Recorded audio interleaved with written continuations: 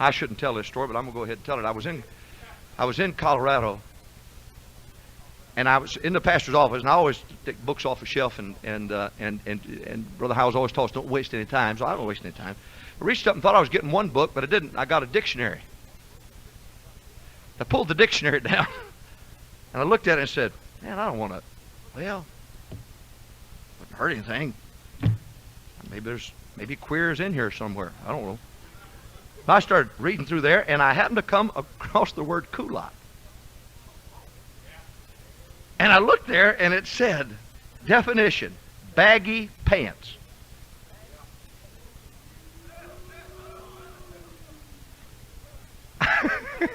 Breathe now. Boy, sucked the air out of the room that time, didn't we? And my heart was pierced. And I said, no. No. I don't get convicted from reading the Bible. The dictionary gets me. And no. I shut it and put it back up on the shelf. I said, why did you do this to me? I couldn't sleep that night.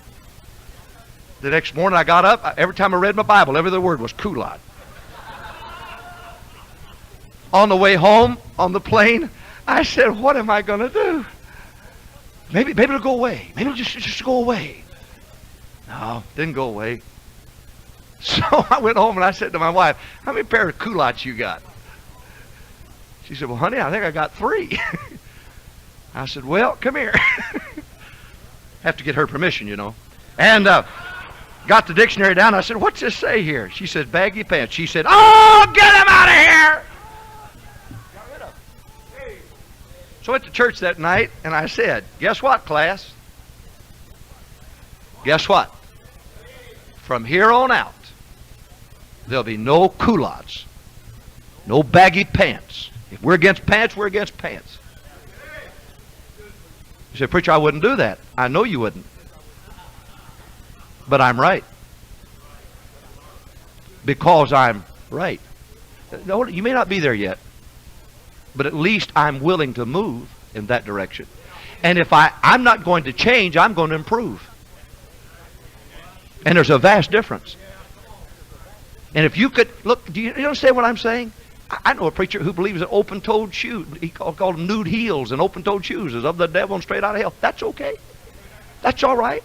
If he wants to be that extreme about it, okay. Don't slap the guy. And the only reason you slap at him is because you ain't got no convictions. I have a preacher friend, you can't join his church if you own a television set. My wife would never join there. She loves Barney Fife. Now, you've got to understand, I'm not chastising you for where you are. I'm just saying, why don't you get stricter? Why don't you keep moving to the right and quit drifting to the left?